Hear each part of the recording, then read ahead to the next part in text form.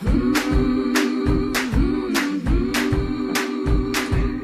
hello, hello, bold move makers. It is me, Rick Clemens, the host of Life Uncloseted, and it is Friday. That means it's time for an Uncloseted Riff and Rant. And this one was inspired by a discussion talk interview that I got to witness at my daughter's college here in San Luis Obispo, California. She goes to Cal Poly University, and being the good daughter that she is, she invited myself and my husband to come to an interview with somebody that I admire and I find very attractive. And this isn't just a gay thing, so please stay tuned. This isn't just about being gay. Actually, it has nothing to do with being gay, but I'm going to weave some of that into it. It was a talk with Jesse Williams, the actor from Grey's Anatomy, who plays just the most beautiful doctor, Dr. Avery. And he's also very much an activist. And I knew when we got to the talk that there was going to be a lot of discussion around racism and things like that. And that's why I wanted to record this podcast. Because racism is truly coming out of the closet in a bigger way than it ever has, at least in my lifetime that I can remember. Playing out in headline news, and it is truly out of the closet here in America and in other places as well. But truly out of the closet here in America, and it makes me sad. But as Jesse Williams started to talk, and he delivered so many juicy nuggets of wisdom and such beautiful perspectives, one of the things that he said that really struck me is racism is about power. Not a surprise, but what he said after that was what really drove it home for me.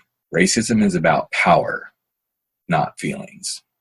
Because you see, when you allow the racist mind to go, whether it's against blacks or Asian people or Hispanic people who, quote unquote, are supposedly climbing through and getting into the U.S. illegally, all this BS we're hearing these days, or whether it's even about, gender and equality and LGBTQ.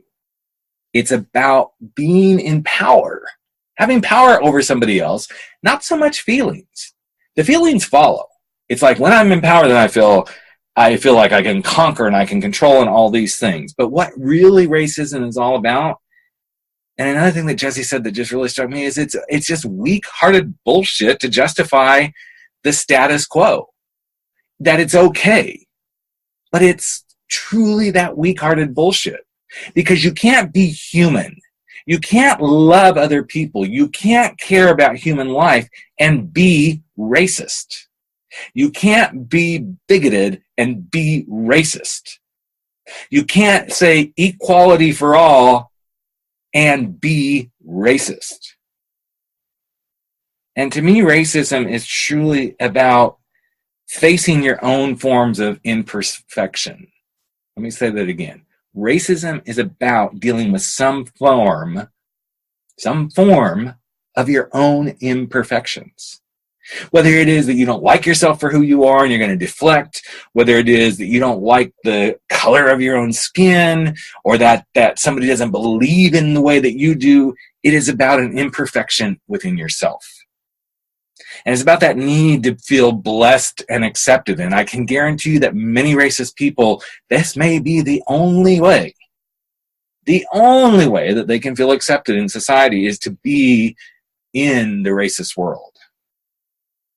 In reality, though, what it is when you're racist, when you're bigoted, when you don't believe equality for all, you are looking for a loophole, a really big loophole in your own life to not deal with your own bullshit. So what I'm asking you to do, you can tell I'm very passionate about this because I don't believe in racism by any stretch of the imagination. Hello, I'm a member of a marginalized community. Because of my gay, quote, life, people can be very judgmental. They can be very demeaning to me. Not often, because I'm a pretty big guy. But what I'm asking you to do is to help think about where this racism shows up, where this inequality shows up, where this gender inequality shows up.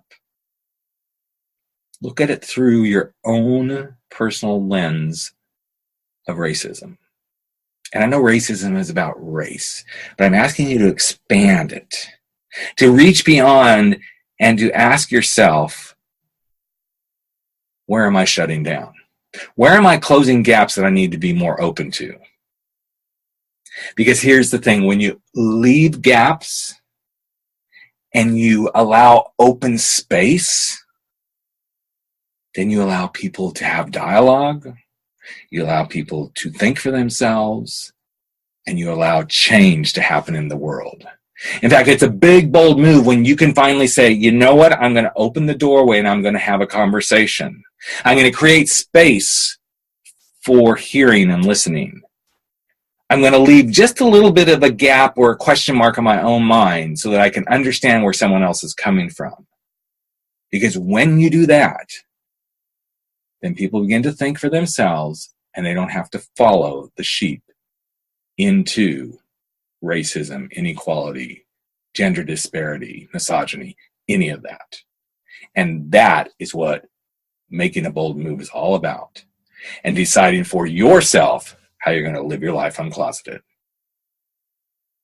So think about it, go with it, hold it, and do with it what you will. This is not me telling you what to do because I can't. I'm just suggesting a way for you to look at the closets of racism, gender equality, women's rights, LGBTQ rights, people who are fat, people who are more religious than you, people who are Christian, and ask yourself, where can I leave a gap? Where can I create an open space to allow others to truly think for themselves, provided they're not hurting others, and for me to think for myself and open the door to hear other people so that we can step into a space and create hope and kill the beasts that are killing our human race.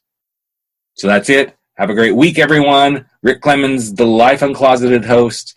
And never forget to go make your bold move and live